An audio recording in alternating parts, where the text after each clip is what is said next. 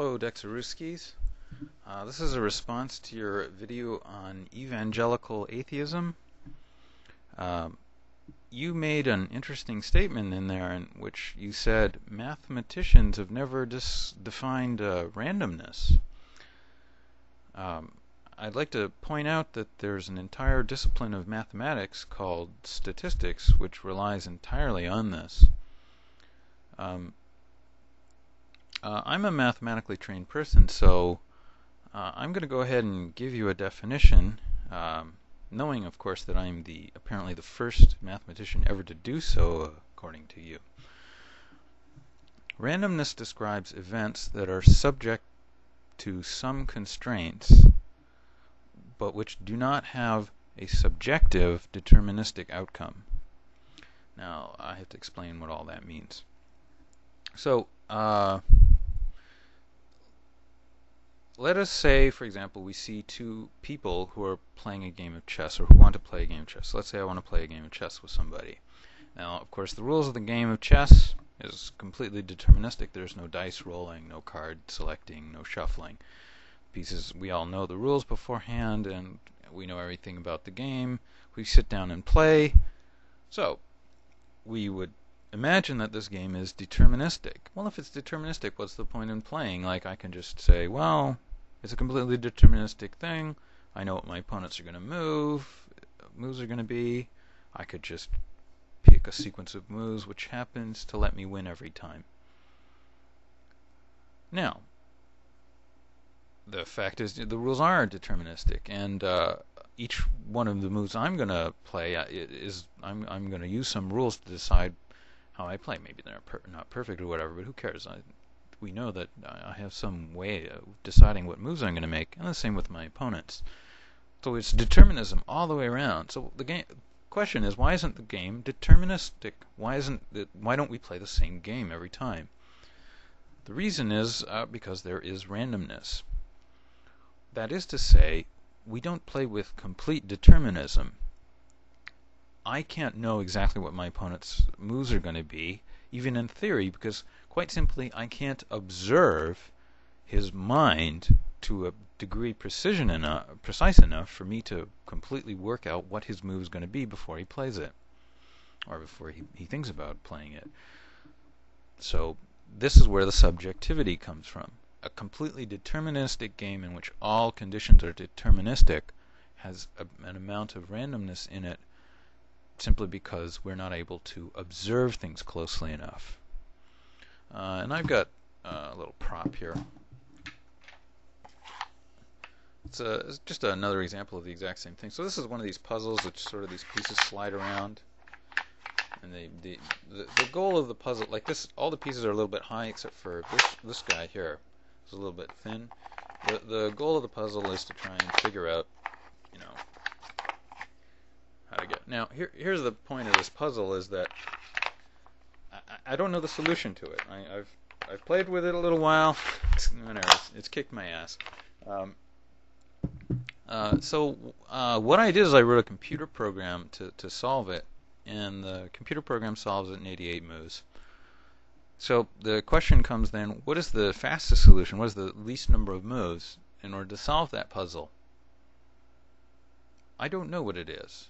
It's deterministic. It's so deterministic, in fact, I've written a computer program to solve it. We know it's no more than 88 moves because it can do it in 80. My computer can solve in 88 moves. So what's the solution? It's some number between 1 and 88. Well, it's got to be more than 10, I swear, because I tried to solve it and it's kicked my ass. So. Because it's subjective from the point of view that I don't know the puzzle well enough, so my observations limit me, even though everything's deterministic about it.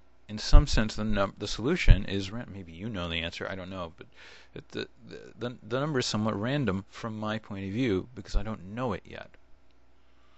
Now, without going into too many of these silly examples, in quantum mechanics, I'm not a physicist, so I don't really understand physics all that well. I sort of, just popular science kind of understanding of physics. I've heard these things before. So quantum mechanics, things Particles don't exist as little points in space. They exist as distributions, apparently, and they have all sorts of odd attributes like charm and so on, rotation or whatever. I don't know really what all that means.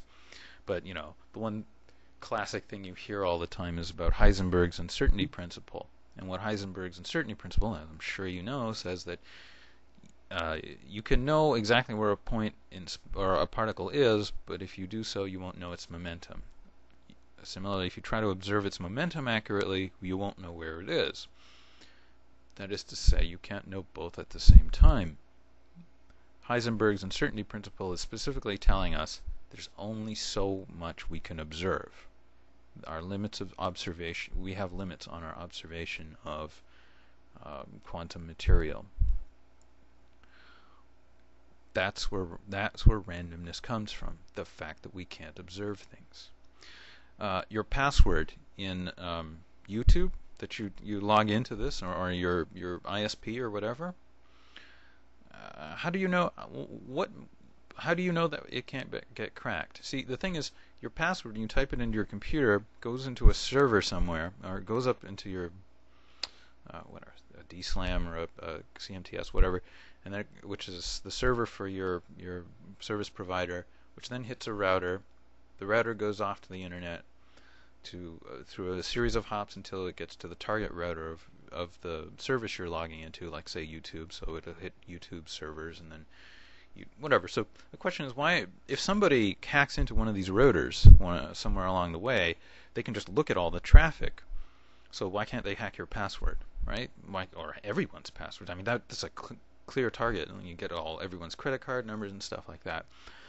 The answer is that we use a system called public key cryptography, or in fact a symmetric key, but it's all bootstraps itself out of a public key. And these rely on randomness. In other words, what happens is your computer and the server's computer generate random numbers, and they use this to hide things so that it looks like a mess by the time. But the protocol, it's not completely random, it's only partially random. It's random from the observer's point of view. That is to say, a hacker comes in, breaks into a router, and he looks at all this traffic, and what can he do with it, right? He says, well, the passwords must be in that traffic somewhere. That's true. They are in some sense, but they're encrypted. What does that mean to the hacker?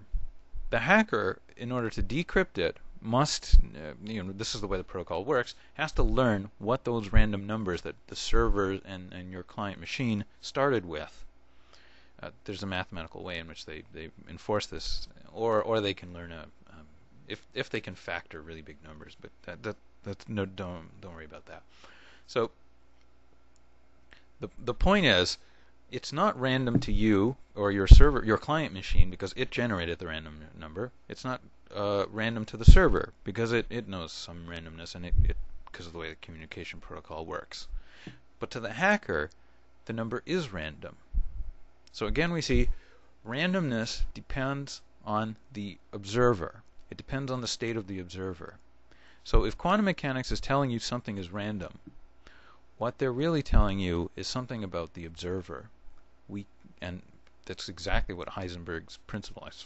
To my understanding of it, I only have a popular science kind of level of understanding of quantum mechanics, but it says that you can observe particles' position and momentum at the same time, which means we can't observe things exactly. That means we have randomness. That's what that means, and that's what randomness means.